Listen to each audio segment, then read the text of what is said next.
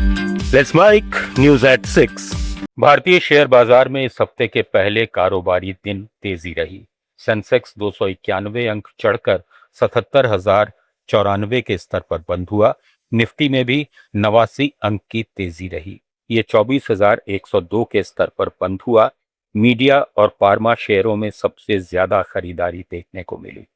इधर सोने चांदी के दाम में भी आज तेजी देखी गई। India Boolean and jewellers association के अनुसार 1 किलो चांदी 5,826 रुपए बढ़कर 2,37,000 रुपए पर पहुंची। इससे पहले गुरुवार को इसकी कीमत 2,32,000 रुपए प्रति किलो थी। वहीं 10 ग्राम 24 कैरेट सोना 1,694 रुपए बढ़कर 1,46,000 रुपए पर पहुंच गया। एक दिन पहले इसकी कीमत 1,44,000 रुपए थी। पूर्वोत्तर भारत में पर्यटन क्षेत्र में अपार संभावनाएं हैं, लेकिन इंफ्रास्ट्रक्चर की कमी से इसे वो बूम नहीं मिल पा रहा जो मिलना चाहिए। Federation of industry and commerce of north eastern region, build India foundation और आईआईएम शिलोंग की रिपोर्ट के अनुसार 2024 में 8 पूर्वोत्तर राज्यों में 1,28,00,000 घरेलू पर्यटक आए, लेकिन भारत के अंतर्राष्ट्रीय पर्यटकों में इस क्षेत्र की हिस्सेदारी 1% से भी कम है। 2,62,000 वर्ग किलोमीटर क्षेत्रफल और देश के करीब 8% भूभाग के बावजूद ये क्षेत्र राष्ट्रीय जीडीपी में सिर्फ 2.5% का योगदान देता है। रिपोर्ट में कहा गया है कि सड़क कनेक्टिविटी, गुणवत्तापूर्ण आवास और परमिट सिस्टम की समस्याएं पर्यटन को बढ़ने से रोक रही हैं, जबकि पर्यटन, रोजगार, होम स्टे, हस्तशिल्प और आतिथ्य क्षेत्र में बड़े पैमाने पर आर्थिक अवसर पैदा कर सकता है। कर्नाटक में बस किराए में 10 से 12% की बढ़ोतरी की संभावना है, क्योंकि 4 राज्य परिवहन निगमों पर करीब 6,000 करोड़ रुपए का वित्तीय बोझ है।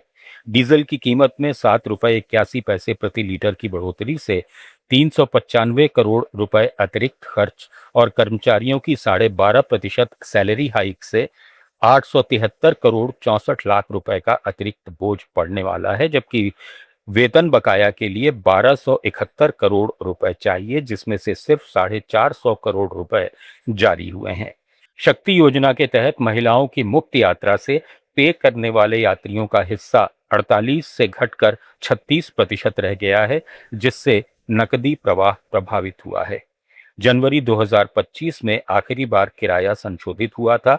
अब निगम सरकार से मंजूरी मांग रहे हैं ताकि परिचालन खर्च संभाला जा सके।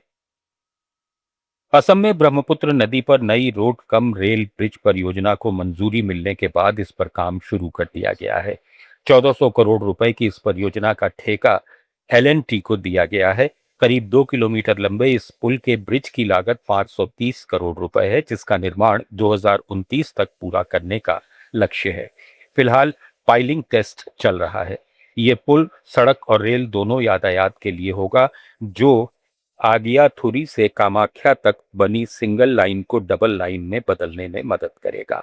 इससे माल ढुलाई और यात्री आवागमन बढ़ेगा, क्षेत्रीय कनेक्टिविटी मजबूत होगी और असम की अर्थव्यवस्था को नया बल मिलेगा। त्रिपुरा में अगरतला के पास नगीचरा का शुभनीर एग्रो फार्म आम की दुर्लभ किस्मों का प्रमुख केंद्र बनकर उभरा है, जो स्थानीय अर्थव्यवस्था को नई दिशा दे रहा है। लगभग 15 किस्मों के प्रीमियम आमों, जिनमें मियाजाकी, अल्फांसो, नाम डॉकमाई और हरिवंगा जैसी अंतर्राष्ट्रीय किस्में शामिल हैं, इनके उत्पादन से ये फार्म एग्रो टूरिज्म को बढ़ावा दे रहा है। यहाँ रोजाना बड़ी संख्या में खरीदार और पर्यटक पहुंच रहे हैं। डिप्टी स्पीकर रामप्रसाद पॉल ने फार्म की सराहना करते हुए कहा कि ये आधुनिक बागवानी, कृषि विविधीकरण और ग्रामीण आजीविका के लिए मॉडल है, जो स्थानीय अर्थव्यवस्था को मजबूत कर रहा है और अन्य किसानों को प्रेरित करेगा। इस पहल से आम उत्पादन बढ़ने के साथ रोजगार सृजन और आय के नए अवसर पैदा हो रहे हैं। अरुणाचल प्रदेश के पूर्व सियांग जिले में पासीघाट में जन कल्याण शिविर के जरिए प्राकृतिक खेती को बढ़ावा देने की मुहिम छेड़ी गई है, जो किसानों की आय बढ़ाने और ग्रामीण अर्थव्यवस्था को मजबूत करने की दिशा में महत्वपूर्ण कदम है। इस शिविर में कृषि, बागवानी, पशुपालन और ग्रामीण विकास विभागों ने किसानों को प्राकृतिक खेती, एकीकृत फार्मिंग, मिट्टी स्वास्थ्य प्रबंधन और मूल्य संवर्धन के फायदे बताए, जिससे रासायनिक खाद कीटनाशकों पर खर्च कम होकर आमदनी में बढ़ोतरी हो सकती है। विशेष रूप से लक्ष्य लखपति दीदी योजना के तहत महिलाओं को 1 लाख रुपए से अधिक वार्षिक आय दिलाना है। साथ ही विकसित भारत गारंटीड रोजगार मिशन जैसे कार्यक्रमों से ग्रामीण आजीविका के नए अवसर पैदा करने पर जोर दिया गया है। न्यूज एट 6 में फिलहाल इतना ही। जुड़े रहिए लेट्स माइक के साथ।